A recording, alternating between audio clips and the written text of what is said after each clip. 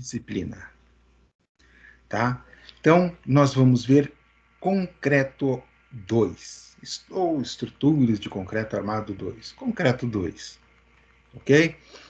Então, nesta disciplina, ela é uma sequência de concreto 1 e nem poderia ser diferente. Então, primeira pergunta que eu faço: alguém aqui não fez concreto 1?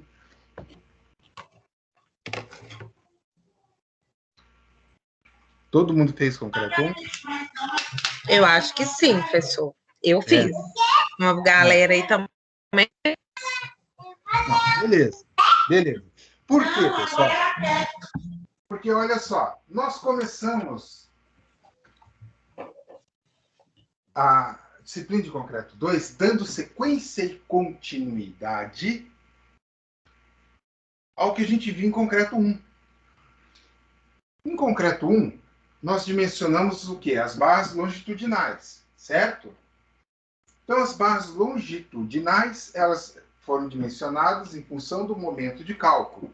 Momento fletor de cálculo, através dele, eu fiz o dimensionamento das minhas barras longitudinais, certo? Só que eu tenho, além do momento fletor, eu tenho também o cortante, tá? O torsor ocorre, mas ele é menos frequente, não é uma coisa assim tão preocupante, tá? Posso garantir para vocês que vocês dimensionarem a viga para as bases longitudinais, automaticamente vocês já vão ter resolvido o problema do fletor. Salvo exceções. Como assim, professor? Eu vou fazer uma viga parede, uma viga de 1 metro de altura, 1 metro e... né? Aí você vai... E ela esbelta. Aí você vai ter problema torsor, sim. Né? Eu vou colocar vigas, por exemplo, como eu tinha ali no projeto, eu tinha algumas vigas com balanço bastante grande. Mas, reparem, a gente volta naquele projeto outra hora, voltando naquele projeto lá que eu mostrei, aquela sacada em balanço, eu tinha uma viga de travamento no meio daquela viga, conectando a outra viga do lado de lá, que não estava em balanço. Então eu dou toda a sustentação e mato automaticamente o momento torsor. Acabou. Zerou. Então, por isso que a gente aprende conceitualmente o momento fletor, que a gente já viu em concreto 1, e em concreto 2, a gente aprende no começo da conversa, na nossa unidade 1, força cortante em viga de concreto armado. Então a gente vai aprender sobre as forças do efeito cortante. Lembra quando a gente faz a disciplina de isostática? Nós temos uma viga, uma viguinha lá, biapoiada, que fazemos o fletor e fazemos o cortante. Lembram? O nosso cortante é o foco. Quem que eu faço para poder combater? Os estribos, ou a minha armadura transversal, tá? Então, ele ainda traz o modelo 1 de dimensionamento, depois ele traz um outro modelo mais usual do que esse aqui até, tá? Então, a gente vai aprender cortante na unidade 1, esforço cortante. Vamos falar em português, claro. Resumindo, estribos. Tudo sobre estribos a gente aprende na unidade 1. Na unidade 2, lembro que eu falei, expliquei, olha só, a barra, quando ela está armadura dupla, eu vou ter ancoragem embaixo e em cima da minha viga. Eu falei isso N vezes. Armadura simples, eu só vou ter, pensando numa viga bi-apoiada, eu só vou ter armadura com ancoragem na parte inferior. Numa viga bi-apoiada, com armadura dupla, eu vou ter a minha armadura, com ancoragem na parte inferior e na parte superior também. Né? Então eu frisei esses pontos devido à importância deles. Eu frisei esses pontos devido à importância deles. Então, eu vou ter a ancoragem. Mas o que é a ancoragem? A ancoragem, pessoal, vamos pensar o seguinte. Se eu estou colocando as barras em serviço, eu estou colocando ali minha armadura de forma ativa, em serviço, o que vai acontecer? Ela vai resistir ao esforço de tração. Elas vão ser tracionadas. Ao serem tracionadas, elas irão apresentar uma tendência de se deslocar, se soltar do concreto. Concordam comigo? É uma análise lógica, né? Por quê? Imagina que você está puxando o seu braço. Mas se você puxar com muita força, você pega a tua mão direita e segura o teu braço, o teu antebraço com a esquerda. Ou vice-versa.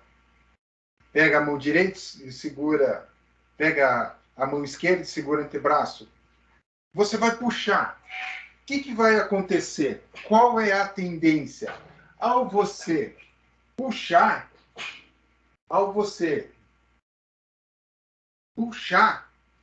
você vai ter a tendência de soltar.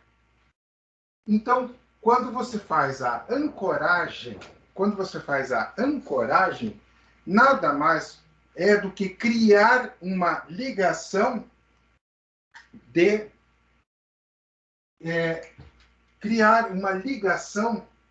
entre o concreto e o aço, para que ele não escorregue.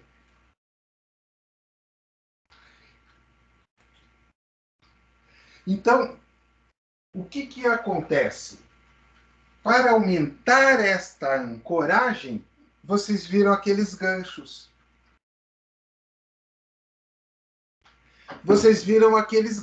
Aqueles ganchos dentro do concreto travam. Eles travam a estrutura. Então, quanto eu preciso ancorar? O nome disso se chama comprimento de ancoragem. Então, na unidade 2, ancoragem de armaduras. Ancoragem e aderência de armaduras, que foi o que a gente acabou de falar. Disposições construtivas para ancoragem das armaduras e decalagem do diagrama de momento fletor. Tá? Então, a gente faz uma análise daí do diagrama de momento fletor correlacionado à ancoragem. Resumindo até aqui, trocando em miúdos, português claro, unidade 1 a gente vai aprender o quê? Vamos, pessoal, é uma pergunta. Ancoragem. Unidade 1 a gente vai aprender estribos. Unidade 2 a gente vai aprender ancoragem. Ok? Na unidade 3, a gente fecha o conteúdo de vigas. Particularmente, eu vou ser sincero, eu vou falar do fundo do meu coração. Nós não deveríamos ver isso aqui em concreto 2, deveria ter visto em concreto 1 e não deveria ter visto laje. Estou sendo sincero, bem sincero.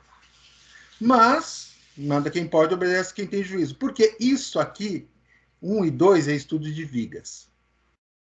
Aí a gente entra na unidade 3, pilares. Tá?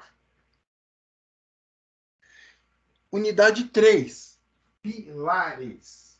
Então, os pilares presentes na unidade 3, sou sincero em dizer, como eu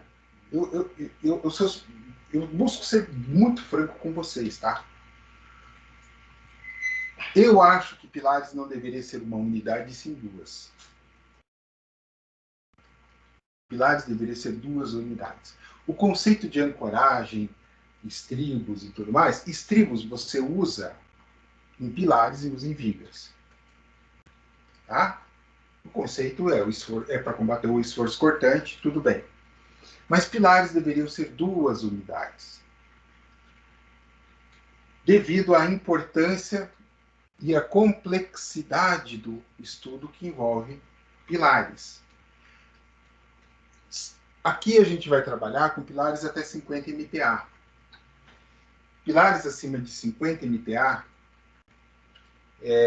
aí a conversa é outra. O nível de cálculo e o que envolve para calcular é muito mais complexo. Tá? Então, a norma, isso vem lá de Concreto 1, se vocês se lembrarem, que a gente tinha tabelas até 50, acima de 50, para viga, vamos conversar diferente, que os coeficientes mudaram. Por quê? Porque na argamassa de concreto, simples assim, até 50 MPa, começa pela argamassa, pelo concreto ali. Até 50 MPa, a brita não está nem aí. Ó, problema de você, se vira. Vai fazer o ensaio de compressão, rompe o corpo de prova, cisalha na argamassa. A partir de 50, o ponto fraco é a brita. Então eu tenho que trabalhar com brita reduzida. Porque se eu não reduzir o tamanho da brita, ela vai fazer o quê? Ela vai romper a brita.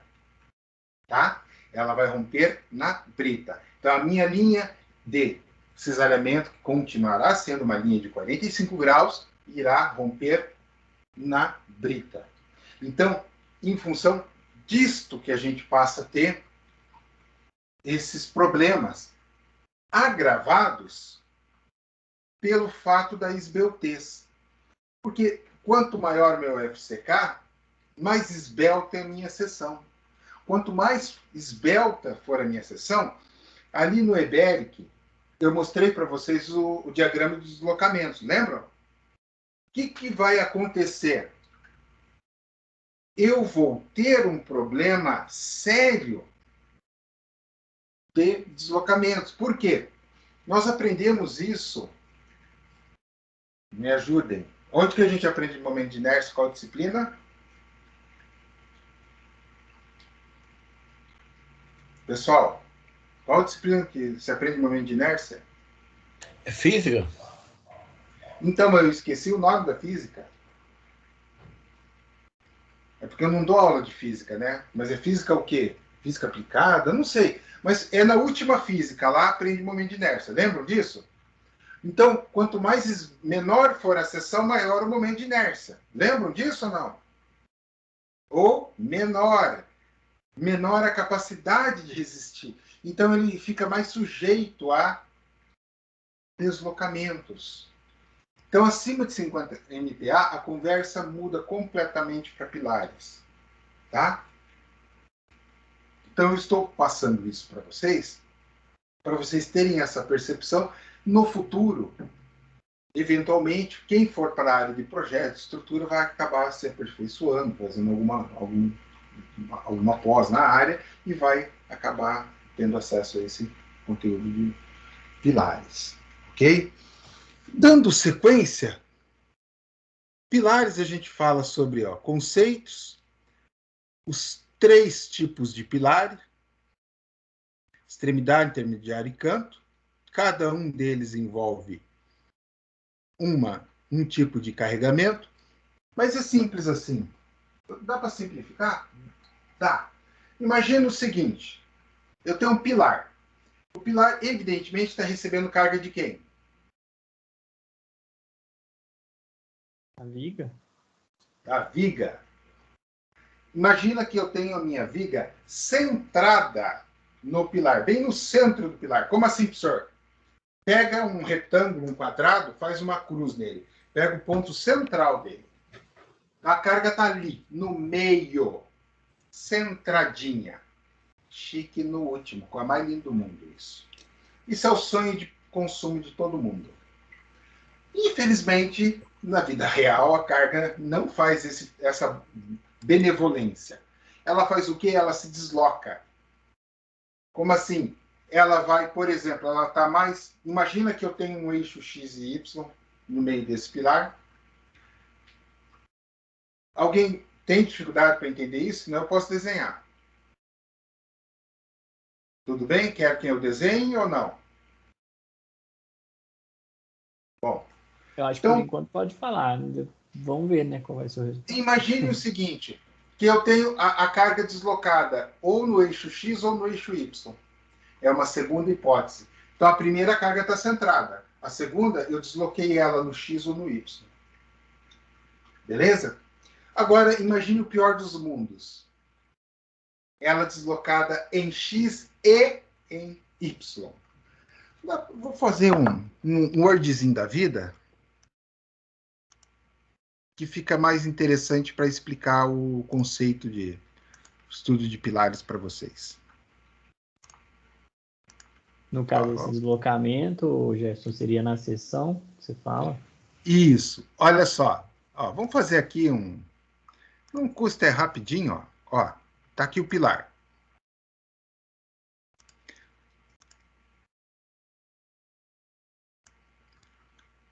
Aqui está o meu eixo. X, aqui está meu eixo. Y. Usem de boa vontade, por favor. Imagine que está centralizado, tá? Então, olha só. XY está aqui, beleza.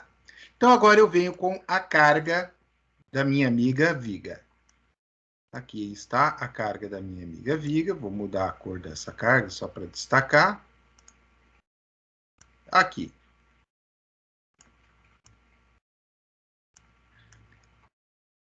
Aqui. Eu sempre sonhei que isso acontecesse. Melhor dos mundos. Mas, na vida real, a miséria vem para cá, ou para cá, ou para cá. Tanto faz. Ou seja, mas ela ainda está sobre um dos eixos. E este é o cenário do horror.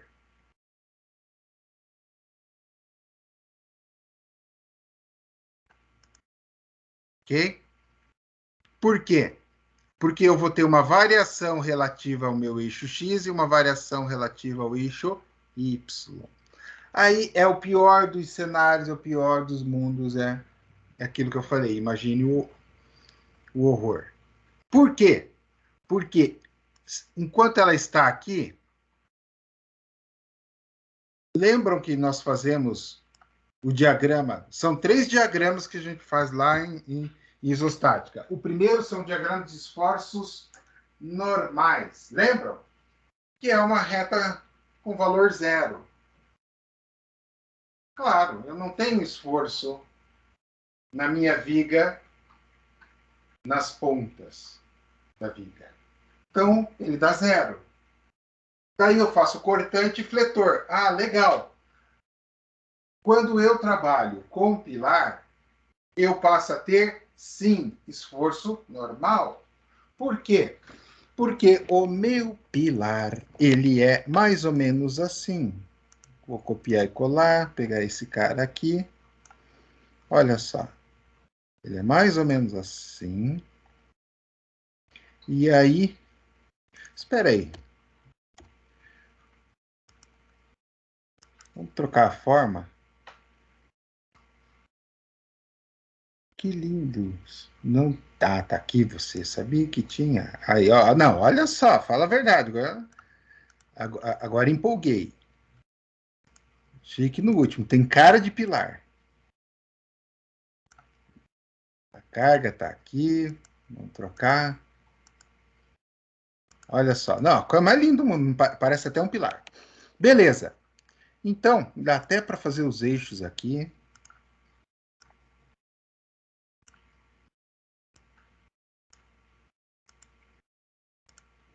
Dá para fazer outro eixo ali também.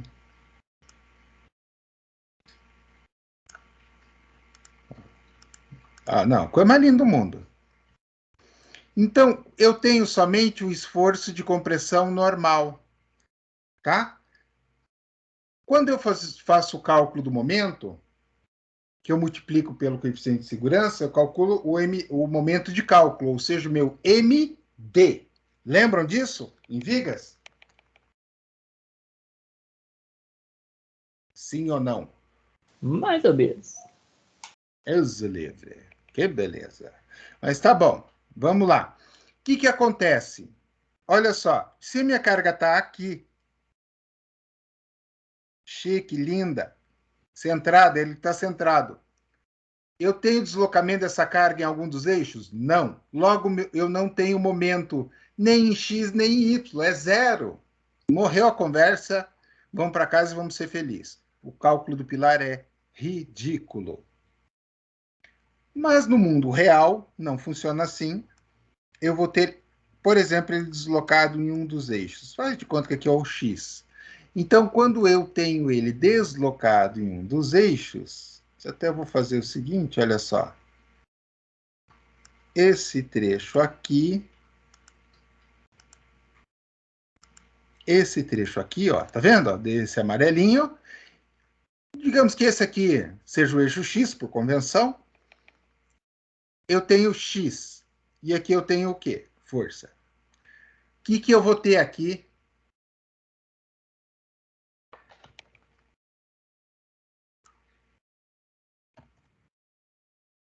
O que eu vou ter aqui? Olha só. Eu vou ter um deslocamento em X, que é o amarelo. Ó, o amarelo. Vezes. Eu vou chamar isso aqui de dx, de diferencial de x, só para diferenciar do x ali. Vezes o meu nd, que na verdade é o quê? A carga. Carga que o pilar está recebendo. Opa. Que seja todo mundo, então. Eu só vou aumentar a equaçãozinha ali. Olha só. O que é isso aqui? Hein, pessoal? Isso aqui, ó, é o quê? Distância. E esse aqui, força. O que eu vou ter aqui? Pessoal, por favor, não me decepcione. Deslocamento, professor. Não, deslocamento está aqui em amarelo. ND aqui, ó, a força. O que eu vou ter aqui?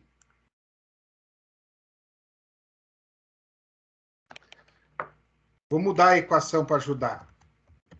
E senão eu largo mão de vocês. Eu desisto. O que é isso aqui? Vocês já viram isso aqui?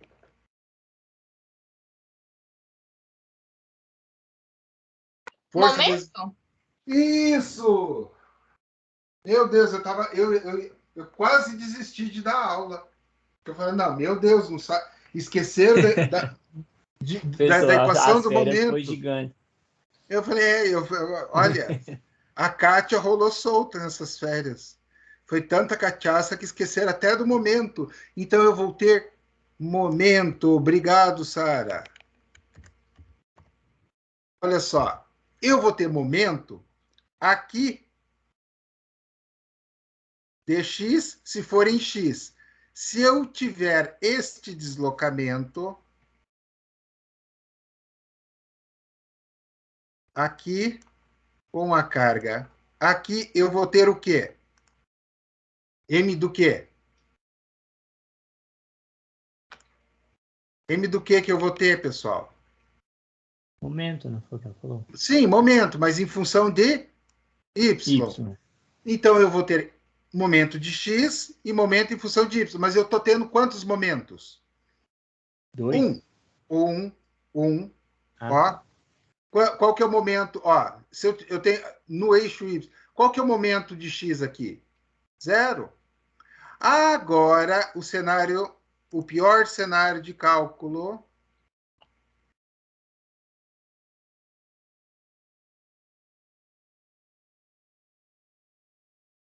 Quero essa porcaria aqui aparecendo aqui.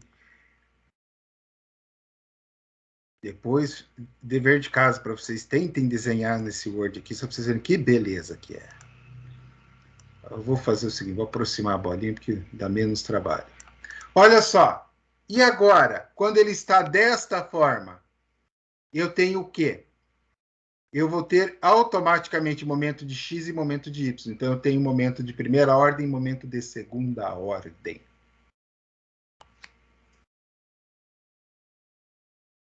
Aqui embaixo, seria como ele estando numa dessas áreas. Então, eu posso puxar uma linha auxiliar.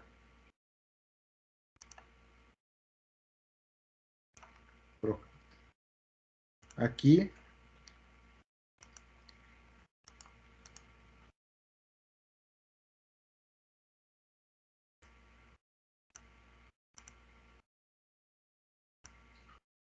E uma linha auxiliar aqui.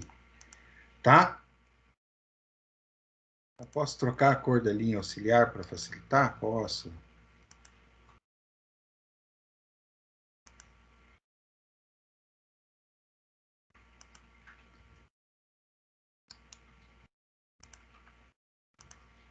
Olha só. Tá? Então, é isto que eu vou ter um efeito de segunda ordem. Esse é o pior cenário do cálculo de pilares. Tá? Então, voltando à apostila, a gente só está fazendo um tour pela disciplina. Então, o pior momento. Então, isso que ele quer dizer, conceito sobre pilares. Depois ele traz estas classificações. Extremidade, intermediário e canto. Eu posso... Lembram do que eu mostrei lá? Mostrei o Eberic no comecinho, né? Então, eu vou abrir o Eberic novamente, que dá menos trabalho do que ficar fazendo desenho no Word, que é muito sofrido. Vou abrir novamente o Eberic.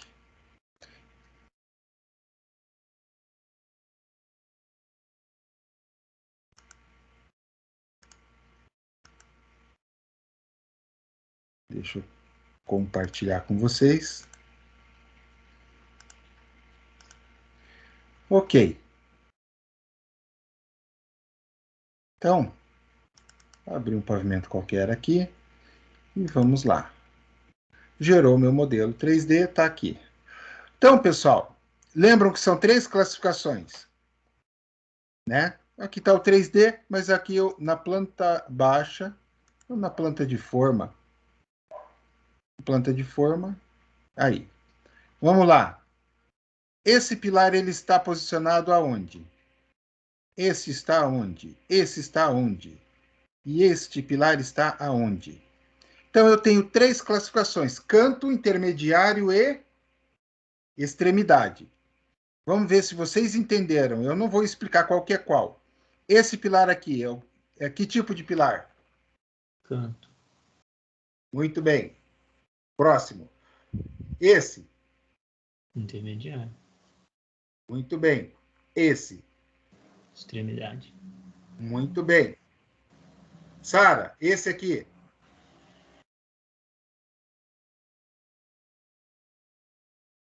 Sara. A Sara Não fugiu. sei. Ele está no canto, ele é intermediário ou ele é extremidade? Extremidade? Extremidade. Tem obra para cá, Sara? A do vizinho Não. não conta. Então ele está na extremidade. Muito bem. Priscila, esse aqui.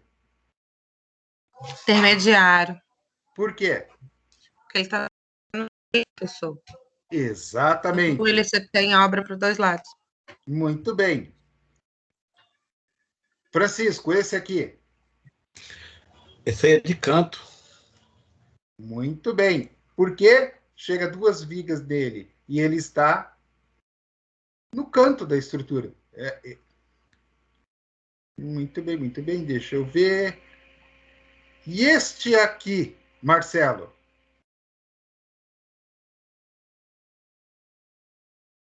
Marcelo ligou a aula É e foi pesquisar. extremidade. Isso! Muito bem, pessoal. E pro Paulo, para fechar a conta. Paulo, destes pilares aqui, ó. Tá vendo, ó? Onde eu estou passando o mouse? Tá vendo onde eu estou passando o mouse, Paulo? Tô, professor, eu tô quieto aqui. Eu sei que você está quieto. Ó, eles formam a laje 9, né? Esses caras Isso. aqui. Me diga qual deles não é intermediário. Qual deles? É, Esse daí que tá o 24. Não, não é intermediário.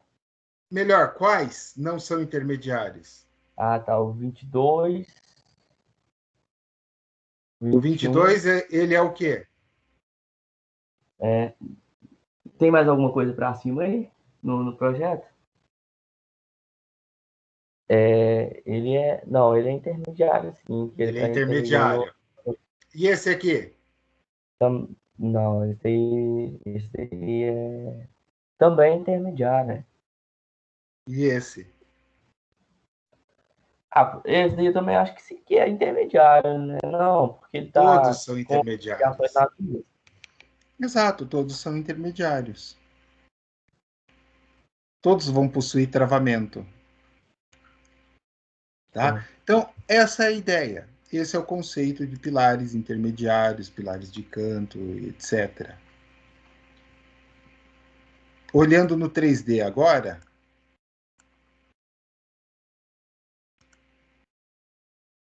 Opa, espera aí. Ué, voltou a mostrar a tela do Ibérico ou não?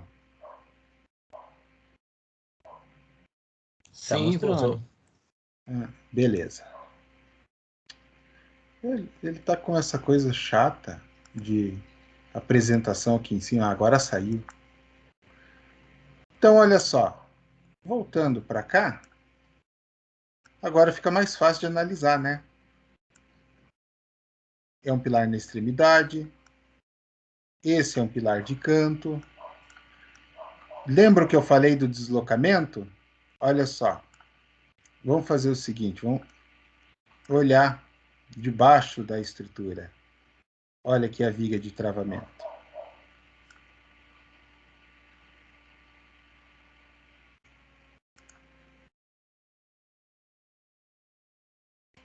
Deixa eu voltar aqui.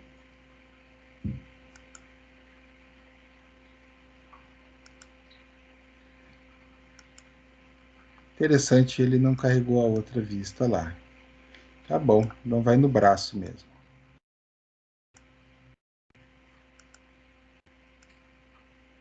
Aqui. Não vai por bem, vai por mal, né? Olha só. Aqui tá o balanço, tá? Só que se eu cortar aqui, tá meio ruinzinha a imagem, mas conseguem ver? Olha só. Sim, sim. Ó, o que eu fiz? Nessa viga aqui, ó, que tá os pilares, ó. Nesta viga aqui, ó, que eu falei que eu matei o momento torsor.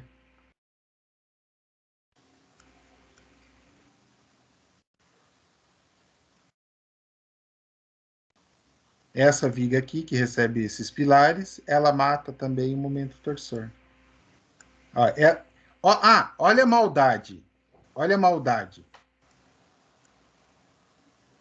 A gente tava falando de cargas, né? Ó, onde é que tá chegando essa viga nesse pilar? Esse aqui tá de boa, né? E olha onde que chega essa aqui no pilar. Olha a maldade. Ela não tá no meio do pilar. Ó, esse aqui. Esse está centralizado, chique, lindinho.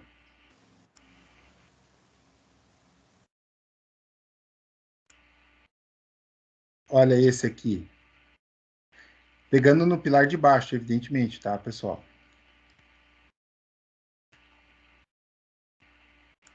Olha esse aqui, ó.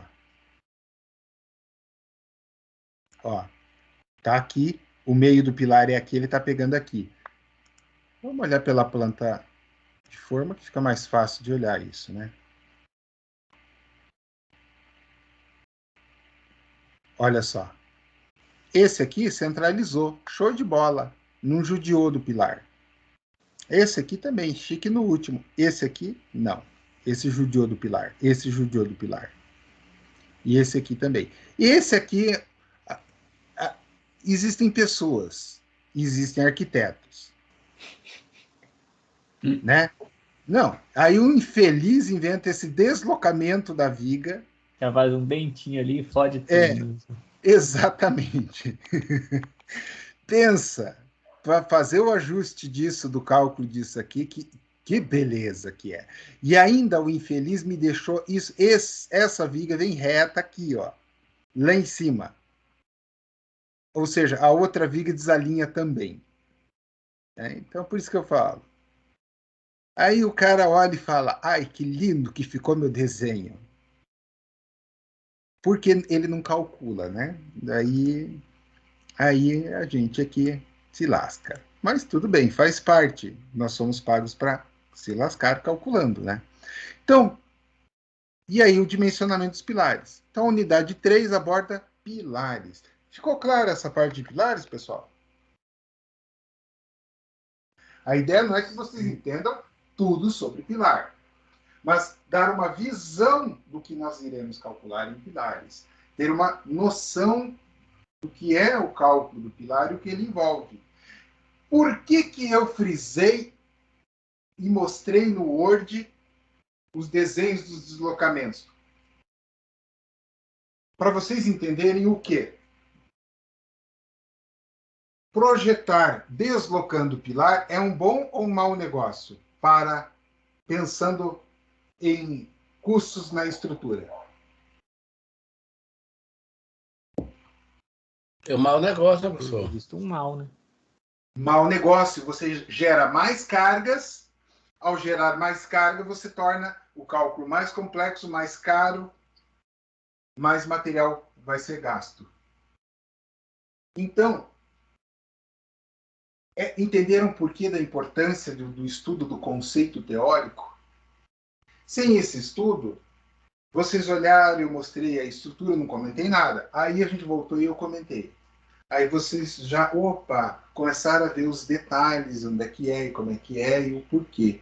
Então, pessoal, moral da história, você aumenta o teu custo, você aumenta o teu desembolso na obra, quando você descentraliza pilares. E você tem 3 situações possíveis de cálculo, que são aquelas 3 possíveis ali que a gente viu. Pilar de canto, extremidade, intermediário. Ok. Tá?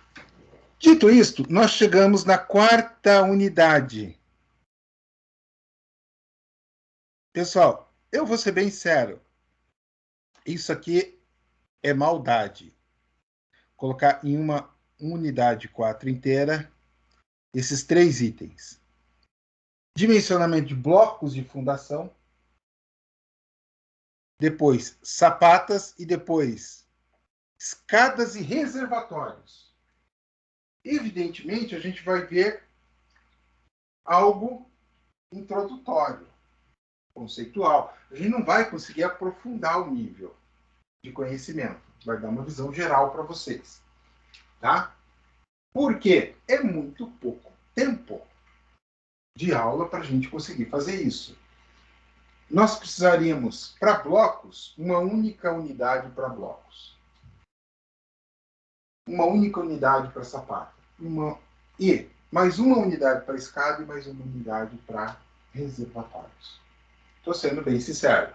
Então, a unidade 4 a gente poderia chamar de concreto 3 e criar uma disciplina para concreto 3 sem problema nenhum. Devido à complexidade.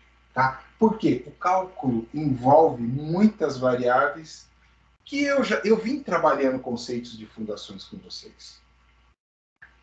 Lembram que a gente viu?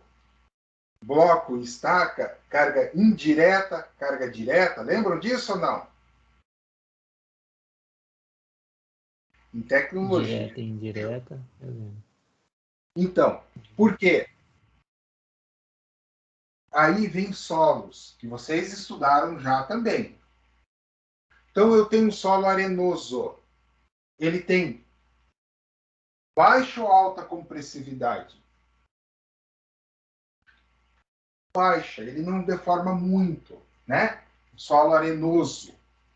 Isso me permite fazer uma fundação o quê? direta, uma sapata.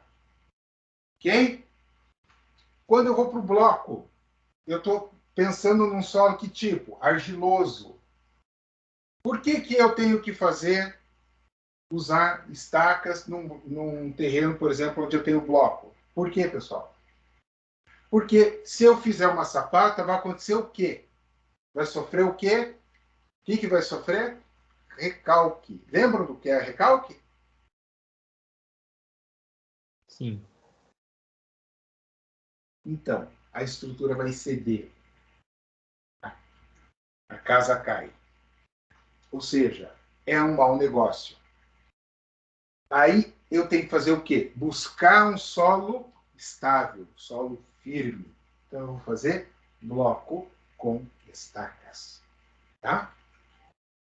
Em fundações, na disciplina de fundações, vocês veem mais sobre blocos e estacas, tipos de solo, comportamento, dimensionamento do número de estacas, equivalência de carregamento e etc. Quando a disciplina não era por apostilas, assim, por livros, não era amarrada em conteúdos, eu dei várias vezes a disciplina de fundações. Eu fazia o quê? Eu dava uma planta de cargas no prédio e o povo tinha que dimensionar na mão, calcular todas as cargas, todos os carregamentos e fazer o desenho, o detalhamento do projeto com todas as armaduras dos blocos e no primeiro, na prova, na oficial 1, eles tinham que me entregar o projeto calculado. Na oficial 2, eles tinham que calcular daí para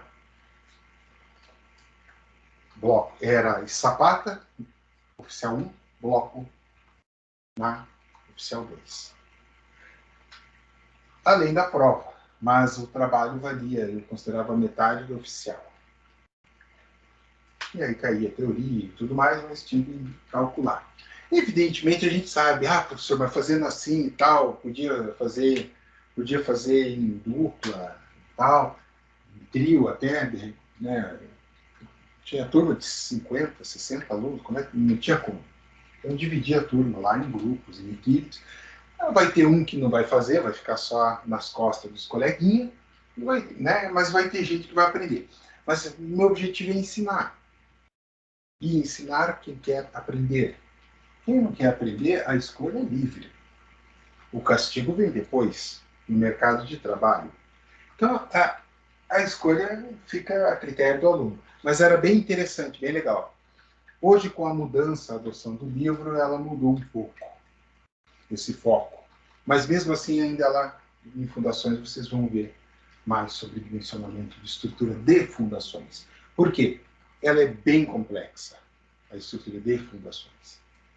Então, aqui a gente vê uma noção básica, o suficiente para ter um compreendimento do que é os carregamentos, como é que funciona, como é que se distribui, e etc., na estrutura de concreto.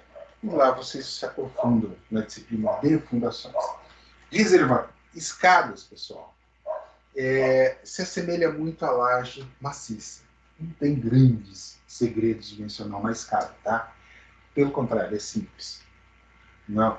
Reservatório. Reservatório que já, para mim, eu vejo como uma coisa um pouco mais complexa. Por quê? O reservatório ele trabalha com muitos conceitos de hidrostática e ele trabalha ainda com a parede painel. Lembram que eu falei no começo da aula?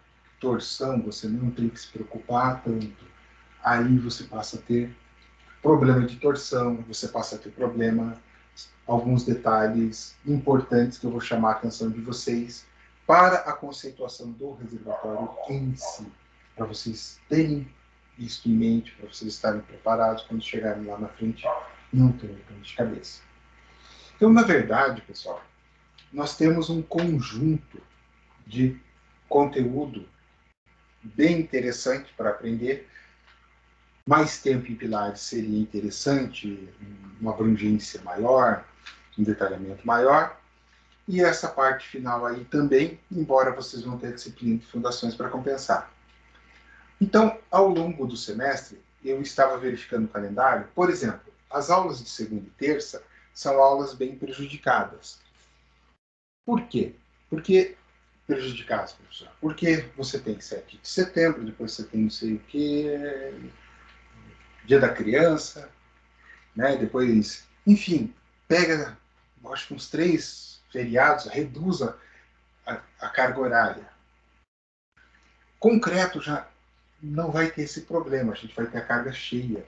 Semestre passado a gente também teve esse mesmo problema em concreto, onde a gente teve umas 2 aulas que a gente perdeu por feriados, etc. Nesse semestre a gente não vai ter esse problema. Então a gente vai ter o tempo ideal para trabalhar a disciplina. Tá?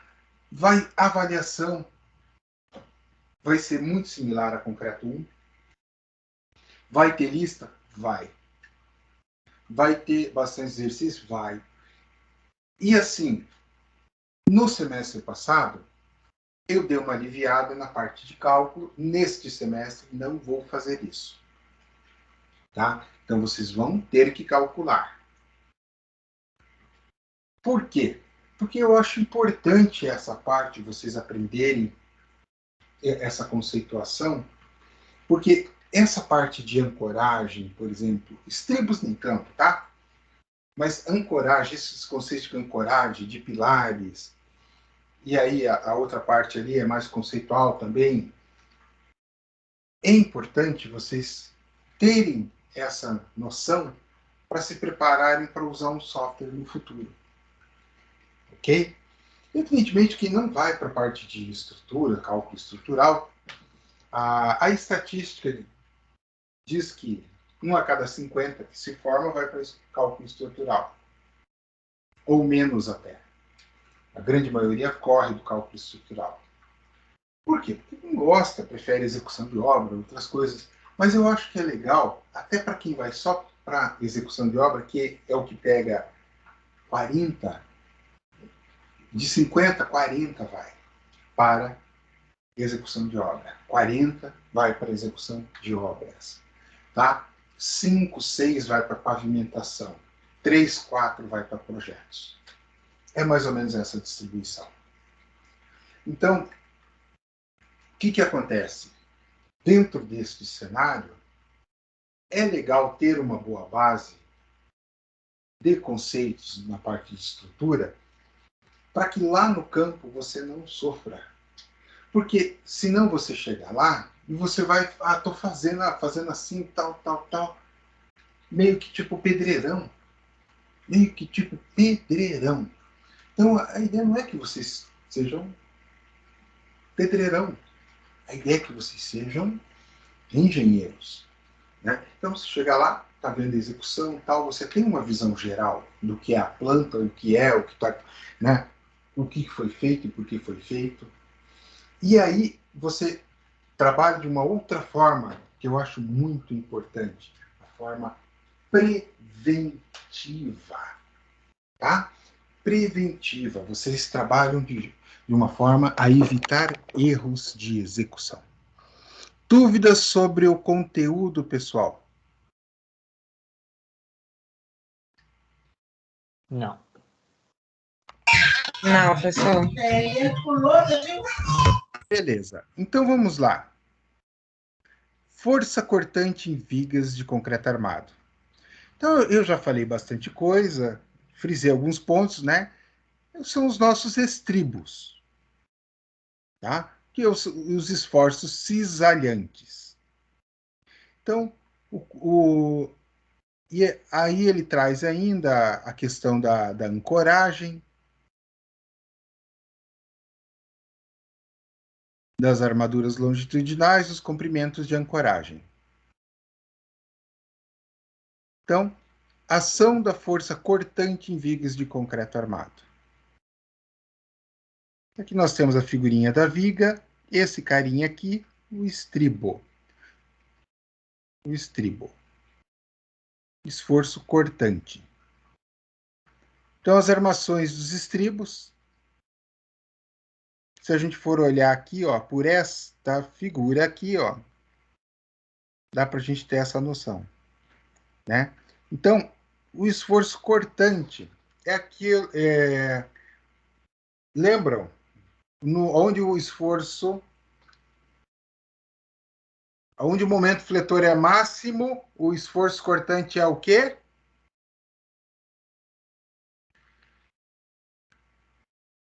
Zero. Né? É uma regra que a gente já viu lá da isostática. Onde isso, por quê? Aonde o gráfico do cortante corta a linha, ou seja, onde ele é negativo, ele é positivo, deixa de ser. Então, vamos fazer assim, ó, vamos para o Word. Então, aqui.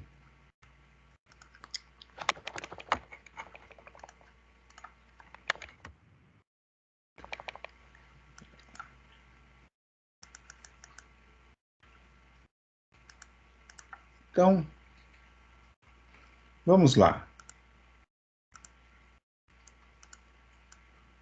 Viga. Ok. Eu tenho uma carga. Que tipo de carga é essa aqui?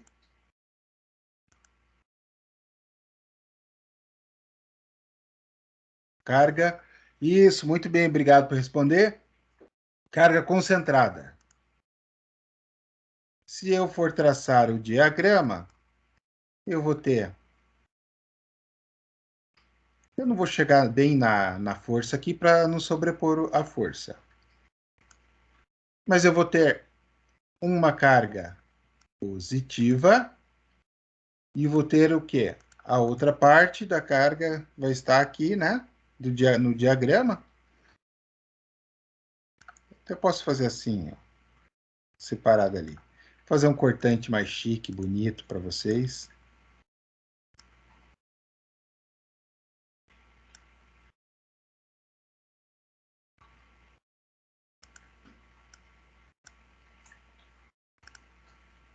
Aqui, ó. Coisa linda. Coisa de cinema, ó. Então, eu tenho. Este é o ponto onde ele inverte. Onde ele aqui é zero. Aqui ele está positivo, aqui ele está negativo e é zero. E este ponto é aonde eu vou ter o quê? Máximo o quê? Momento o quê, pessoal? Fletor. Partindo do princípio que eu tenho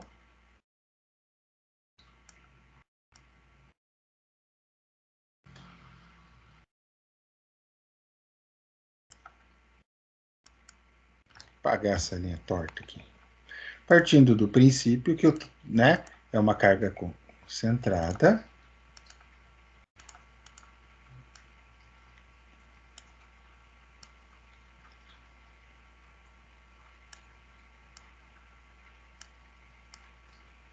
Não. Não vai deixar eu fazer o que eu quero.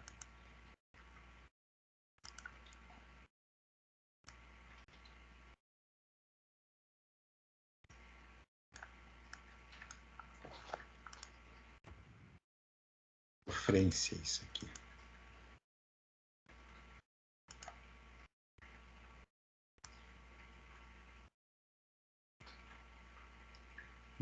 Mas eu sou teimoso, eu vou fazer isto aqui com você e vem para cá.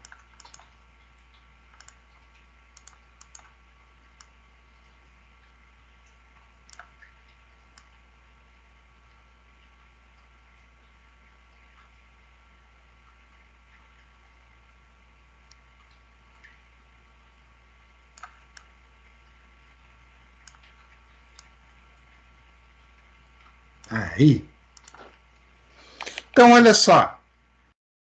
Carga concentrada, cortante aqui, fletor aqui. Então, onde eu tenho o máximo fletor, é onde eu tenho meu esforço cortante zero.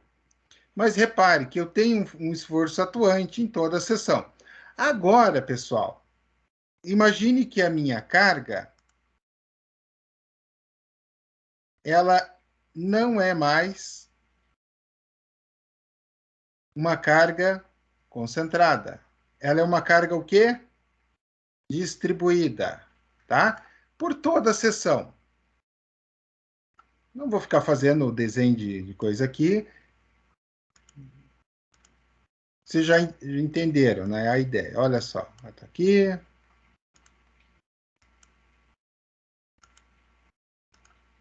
Pronto. Ó, ela é distribuída por toda a seção. Beleza? O que vai acontecer? Este cara aqui, este diagrama, passa a ser quem?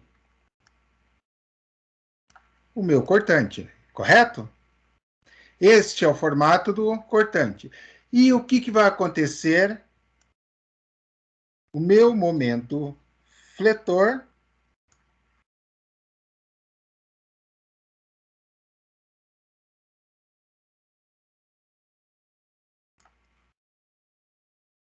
não existe almoço grátis. Não vou conseguir com essa forma. Mas, como eu sou teimoso,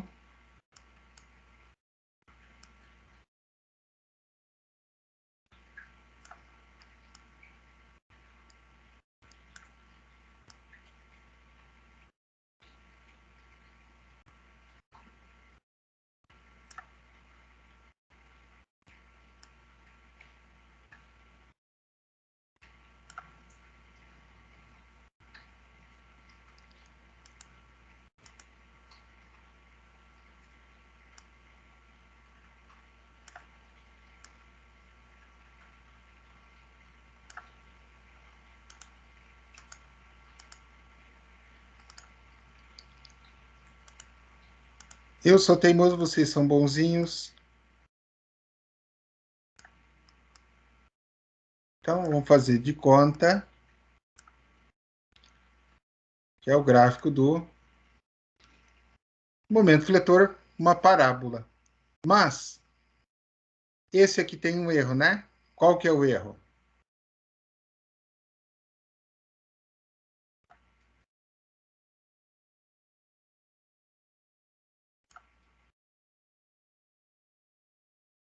Ninguém falou nada, né? Vocês não estão prestando atenção ou não estão conseguindo entender, pessoal? Qual das alternativas? Eu estou prestando atenção, pessoal. Estou viajando. Eu estou prestando atenção, pessoal. Estou tentando entender o desenho. Continue. Tá. O momento fletor. Tá aqui, parábola, viga biapoiada e aqui é o meu esforço cortante. Certo? Sim. O que acontece? 0 no máximo fletor. Tá? Então, este triângulo representa muito. Por quê? Representa que cada seção dessa aqui, ó, ela está sofrendo um esforço cortante.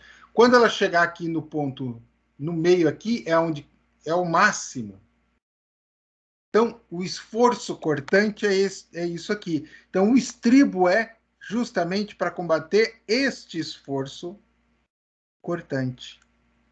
Então, voltando na apostila, pessoal, está aqui representado o esforço cortante. Esses riscos é exatamente a interpretação daquele diagrama. E aqui ele está mostrando tipos de amarrações, etc. Tal. Mas o conceito dos estribos, assim, o estribo, esforço cortante. Pergunto para vocês. Eu já falei na aula de hoje. Qual é o ângulo que rompe o corpo de prova no cisalhamento? 45 graus. Exato. Nós vamos ver mais para frente na apostila, que é chamada as bielas de compressão. Tá?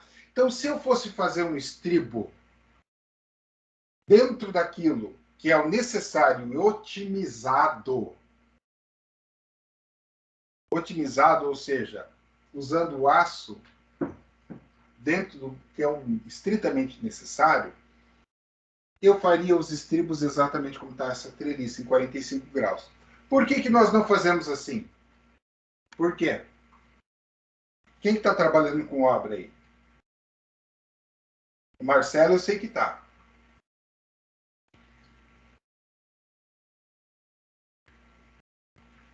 Por que a gente não faz os estribos assim? E faz eles na vertical, em vez de fazer eles em 45 graus? Por quê? Para Porque poder prender a armadura? para poder prender a armadura e porque pensa no quanto o pedreiro ia te xingar, o armador ia te xingar se você manda para ele uma planta com os estribos tudo em 45 graus. Né? E diminui a área também, né? De você conseguir colocar ali, você tem que colocar no. Sim, otimiza o assim. material. Otimiza o material. Ao invés de eu usar a diagonal, eu tenho que usar 2 peças para compensar. Sai mais barato, é mais econômico. Mas por que nós não fazemos? Porque é inviável. Né? Não é algo factível de se executar. Mas a reação de cálculo é exatamente essa aqui. Ou seja, eu tenho essa daqui, que daí eu vou transmitir dessa forma. Tá? Aí fica. O concreto faz essa função, né, professor? O concreto faz essa função aí dos 45 graus, né? Não. O concreto não faz a função dos 45 graus. Você transmite os esforços para as barras fazendo a compensação. Ô Jefferson, supondo que a gente fizesse aí os estribos dessa maneira aí, para eu poder estar prendendo lá as armaduras, eu colocaria ela só dentro desse triângulo ou eu poderia pôr naquela outra perna lá também? Então, é algo quase que teoricamente, é meio pouco praticável. Pois é, na prática não faz, né? Mas assim, Não faz. poderia colocar, seria... Poderia. Agora, aí que tá. Esse é o grande barato. Este é o grande barato. Eu sei que já está na hora do recreio, a gente já vai para o recreio, mas só para fechar essa compreensão, quero mostrar uma coisa para vocês.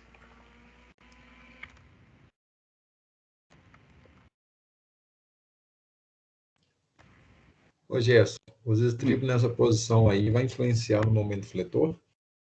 Não.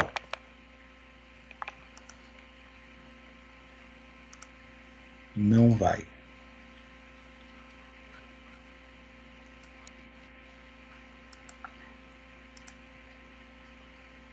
É impraticável no convencional e tal. Mas olha só aqui.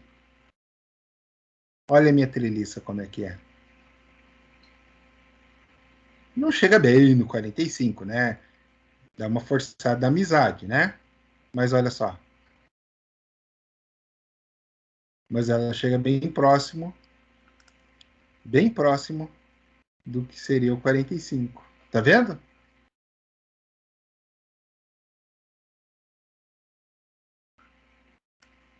Olha só. Interessante, né? Bem interessante. É otimizada. Então, aquela estrutura é baseada naquele modelo conceitual. Tá? Então, pessoal, dentro disso, a força de compressão, que ela vai atuar, que é a força de tração, tentando evitar isso aqui, ó. Daí é feita a montagem tradicional, que é essa aqui. É essa aqui que a gente trabalha. Mas, ou seja, aquele conceito não é só teoria.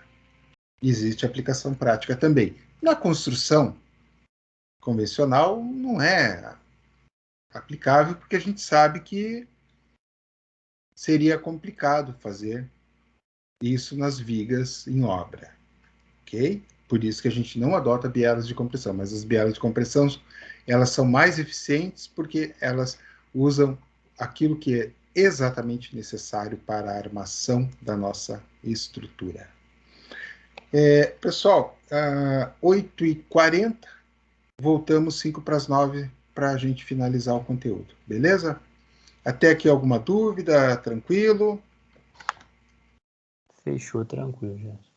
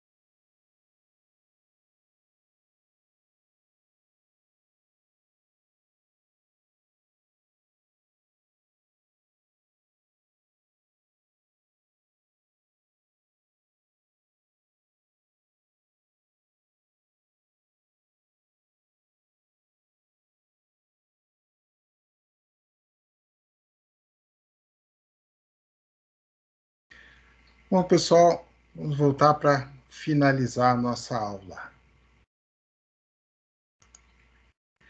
Então, o que acontece? Como a gente já viu, olhou diagramas, já fizemos na disciplina de isostática, o que acontece? Vimos também resistência dos materiais.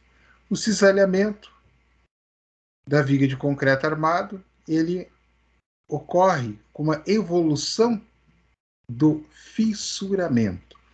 Então, isso aqui a gente viu na norma de concreto no semestre passado, estádio 1, estádio 2, estádio 3, estádio 4 de fissuramento. Então, observem o fissuramento, como é que ele ocorre. Observe que ele, vou ampliar o máximo que der aqui, ó, mas está vendo, ó, em 45 graus, ó, tá? Em 45 graus, ele vai em 45 graus. E aí, até aqui, concentrar o ponto de ruptura, que é o ponto de esforço máximo. Olhando essas vigas aqui, ele está subindo o carregamento. Mas é fácil a gente observar, evidentemente, aqui é só concreto, né? Mas que o ponto central vai estar no meio dessas duas cargas aqui, que vai ser a origem da ruptura, nessa área aqui. Tá? Então, o dimensionamento leva em consideração isso, os estádios. Então, só recapitulando que a gente já viu lá em concreto 1, nós temos aqui a nossa viga de concreto, seção comprimida, seção tracionada, correlação em relação à linha neutra e o equilíbrio dos momentos. Isso é concreto 1. Tá?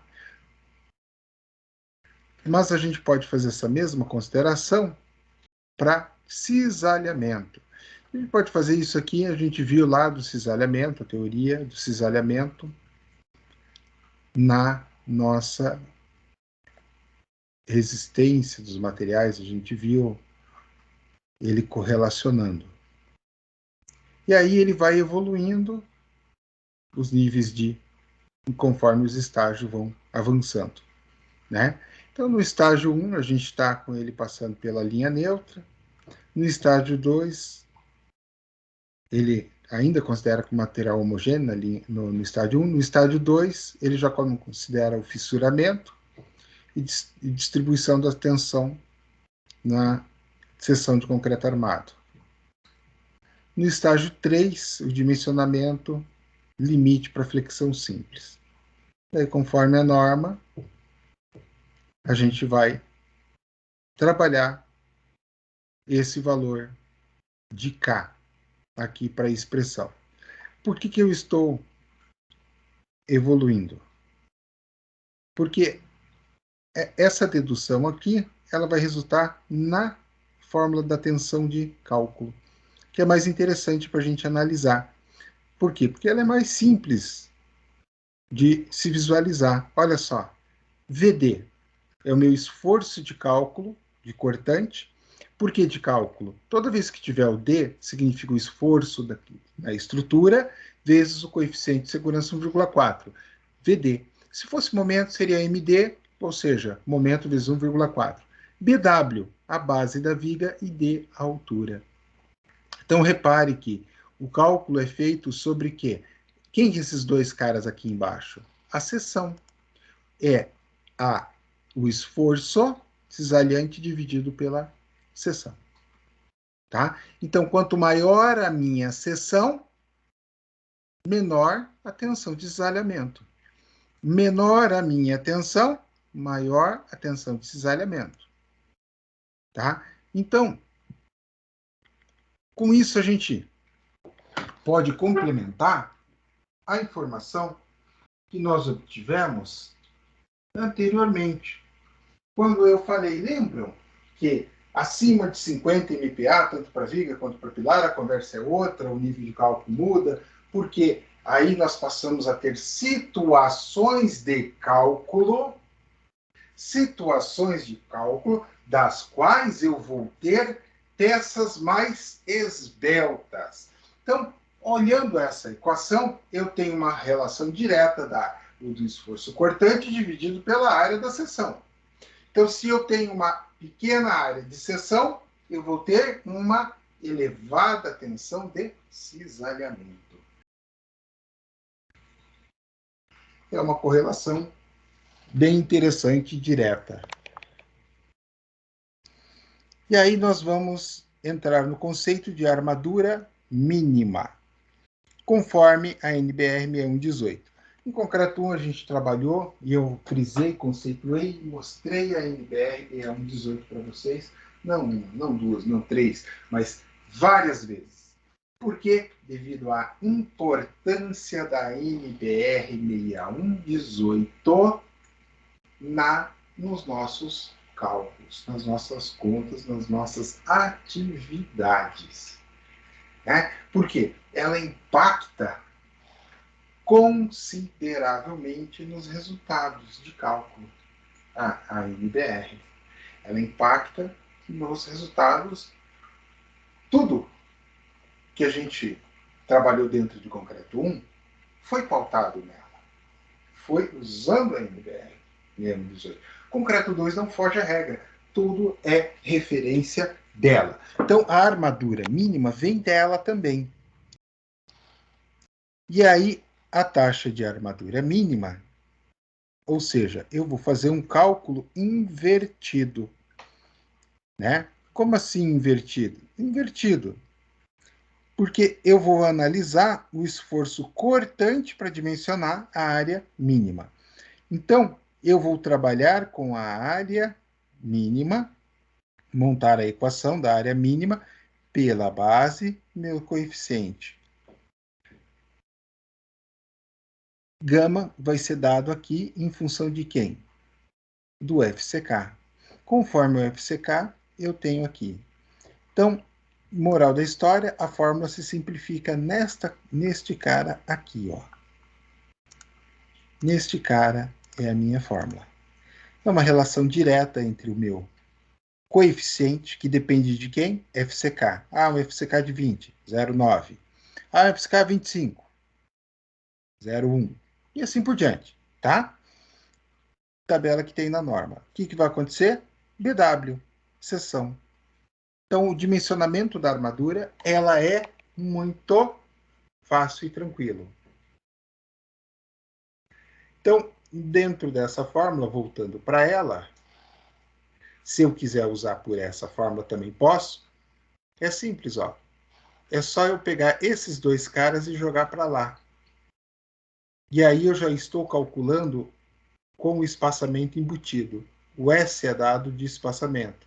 S de space, né?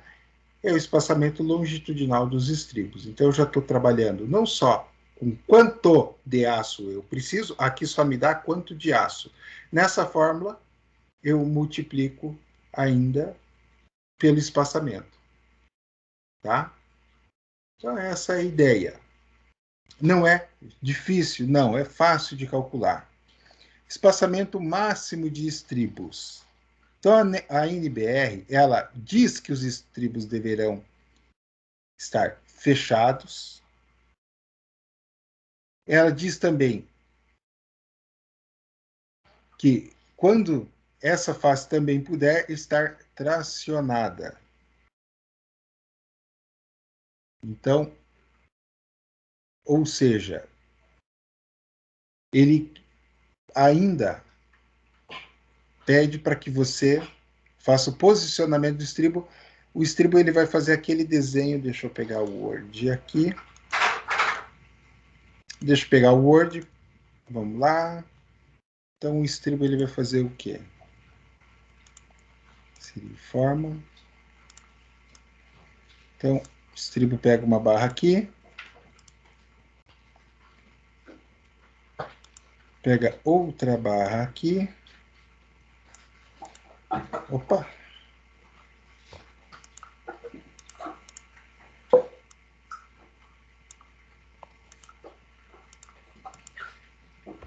Outra barra aqui.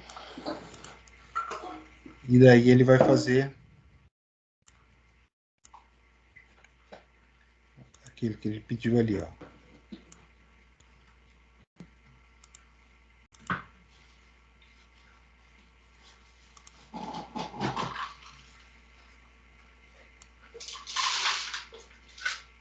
Olha só.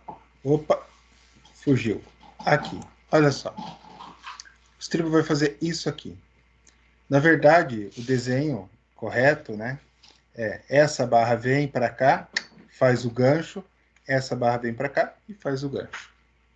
Basicamente é isso que ele está dizendo e pedindo para a gente ali. Tá. Então, o diâmetro da barra que constitui o estribo deve ser 5 milímetros.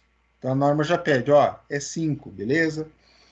E quando a barra for lisa, seu diâmetro não pode ser superior a 12. Pessoal, não se usa barra lisa, tá? Barra lisa é fio, então esquece essa possibilidade de você trabalhar com uma barra de 12. Ele coloca essa restrição justamente para não fazerem isso, tela soldada de 12 milímetros. Né? Então, quando a tela for soldada, eu posso usar o 4.2. Mas para que não se tenha a ideia de um estribo exagerado assim.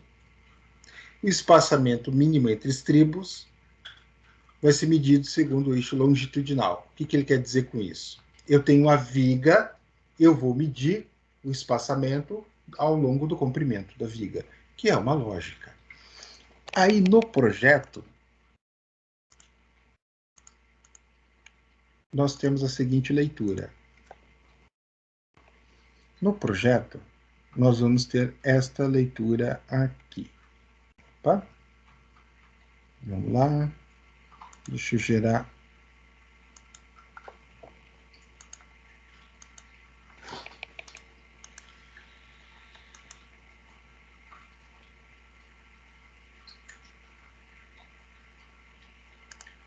Vou dar uma limpada, porque senão ele vai me trazer um monte de tranqueira. Só pegar a viga do primeiro pavimento já tá bom. Ok. Pegar essa viga aqui, ó, pequena mesmo. Então, ele diz que tem que ser no comprimento longitudinal da minha viga. Ah, beleza.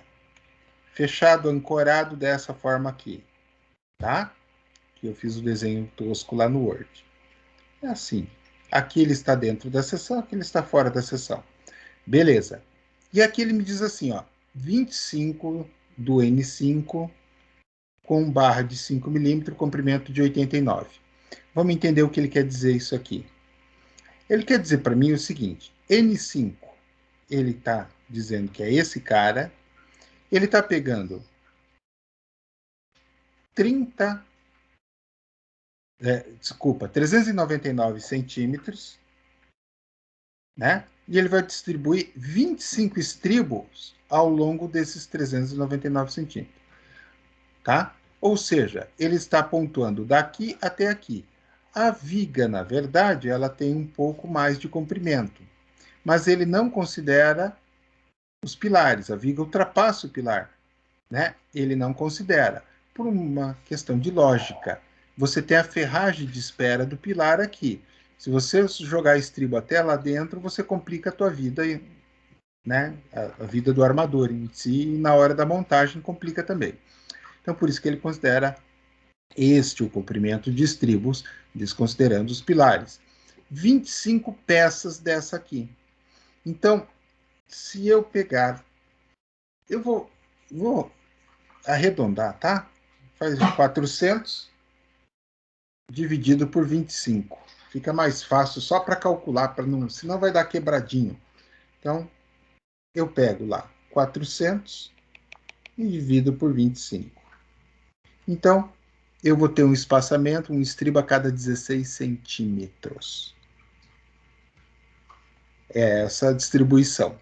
N5 ele marcou a barra, 25 é a quantidade de estribo, e esse comprimento 89. Eu tenho 27, mais 27, 54. Eu tenho 12 aqui, mas eu vou ter 12 em cima. Então, eu tenho 27 mais 27, são dois lados, né? Aí eu somei 12 de baixo. Mais 12 em cima. Dá 78, professor. E ali está sendo 89. Então, eu tenho uma diferença de 11 centímetros, que na verdade é esse gancho aqui, ó. Tá? É esse gancho, essa dobra aqui, ó. Essa dobra que ele está considerando. Ok? Então, eu estou tentando trazer para vocês o máximo da realidade dos projetos. Então, o espaçamento máximo deve atender a essas condições. E o VR2, né, o esforço cortante resistente, relativa à ruína das diagonais comprimidas, ou seja, ele faz aquela consideração lá daquele desenho que a gente viu, ó. Vou voltar lá, atrás, opa, calma aí, aqui, ó, tá? Dessas diagonais comprimidas.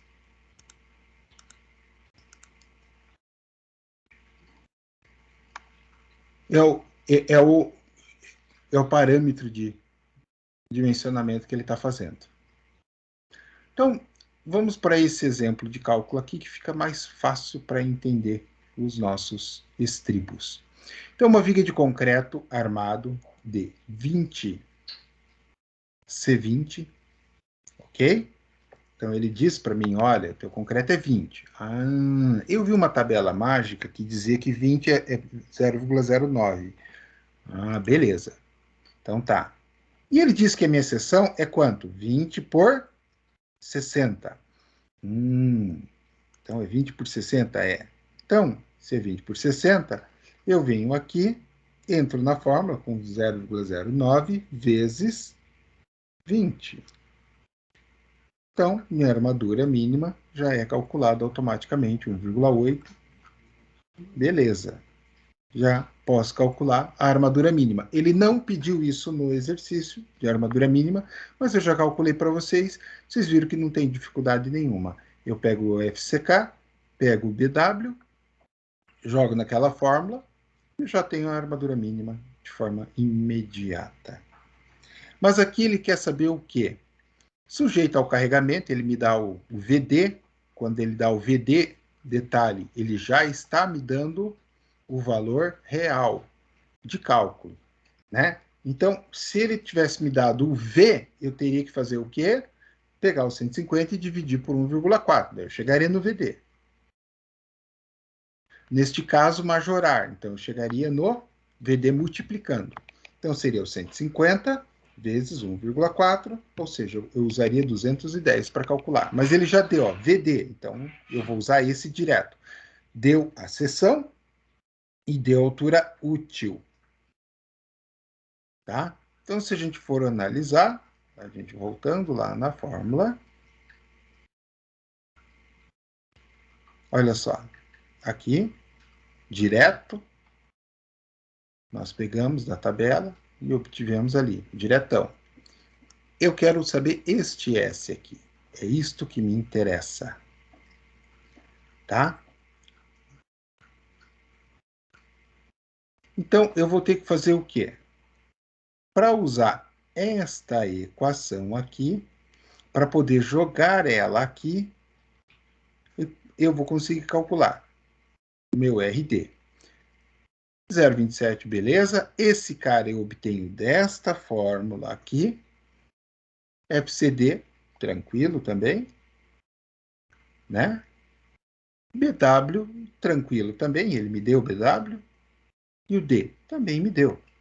Então, eu vou lá analisar. Primeiro, eu vou calcular o alfa. Esse alfa desta equação. Então, 1 vezes FCK, ó, dessa forma, dividido por 250, 20, porque ele deu 20 aqui, dividido por 250, eu cheguei que ele é 0,92. Ah, beleza. Então, esse cara é uma constante, é um número, esse cara eu já tenho. E o FCD? Ah, olha só.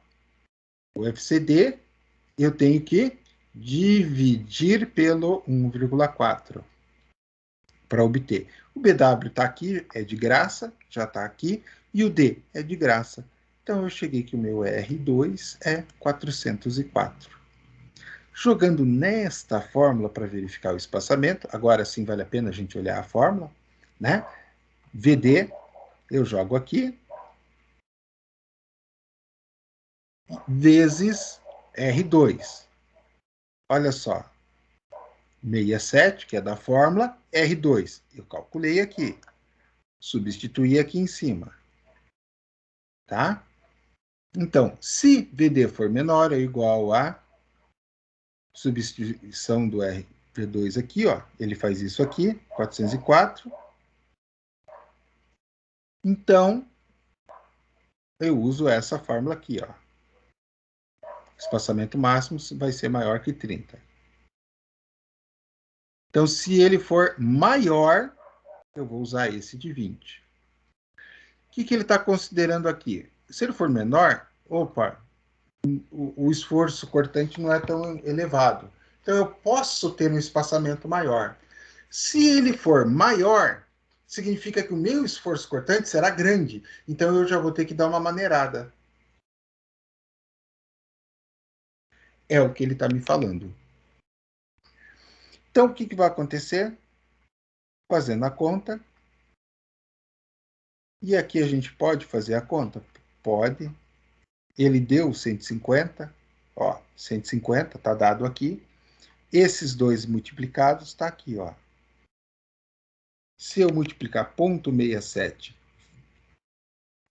0,67 vezes, aqui, ó, 404,4 é igual a 270,95, tá? Ele não colocou o valor aqui.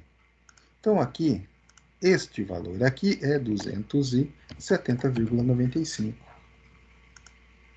Então, ó, eu estou fazendo o quê?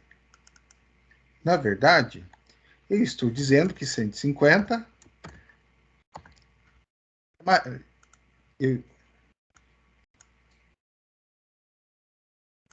Só um minuto.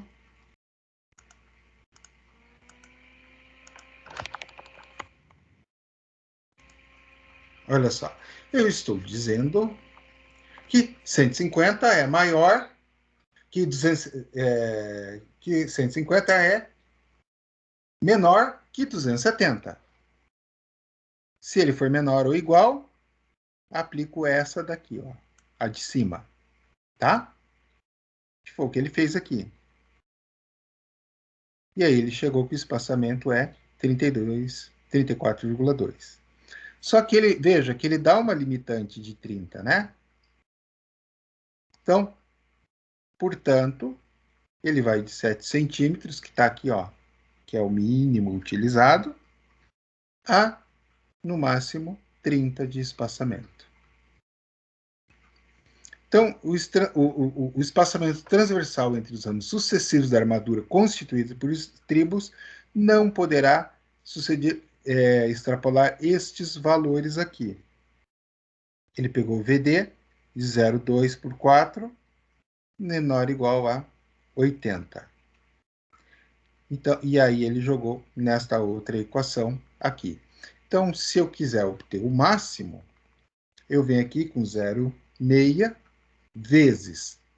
Ele está falando para usar a distância, ó, 57, que vai ser igual a 34,2, que vai ser menor que 35. E a distância não pode ser maior que 80. A distância é 57, ela é menor que 80. Então, beleza, passou, fechou. Então, a força cortante, a gente acabou de analisar, pelo cortante resistente e o espaçamento em função da altura. Este é o procedimento de cálculo de estribos. Como eu falei, não é uma coisa tão complexa. Tá? Daqui ele traz para a gente uma tabela com o espaçamento já considerando por 1 metro. Então, é a área mínima usando 1 metro. Como assim usando 1 metro? A gente acabou de calcular ali os valores. Calculou ali, deu 34,2, ok. Ah, mas a gente adotou o espaçamento máximo de 30. Então, significa que em 1 metro eu teria 3 ou 4 estribos, tá? Seria mais ou menos essa conta. Então, ele faz o quê? Ele faz uma correlação do diâmetro da barra, o espaçamento adotado e a quantidade de estribos que a gente teria. Mais ou menos essa é a ideia. Essas tabelas, existem várias dessas tabelas prontas para a gente utilizar. São chamadas, na verdade, não de tabelas, mas sim de ábacos. Ok? Dúvidas, pessoal?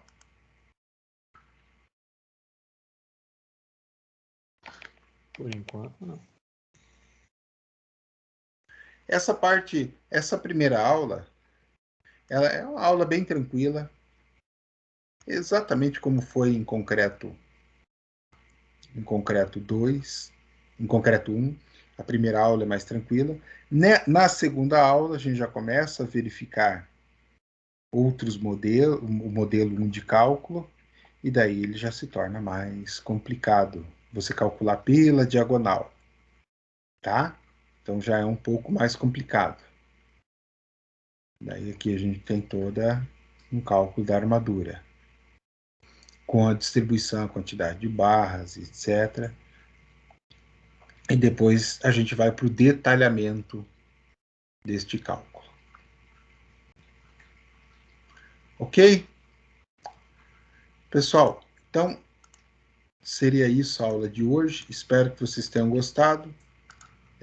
Nós trabalhamos com o Eberic em mais de uma oportunidade para a gravação.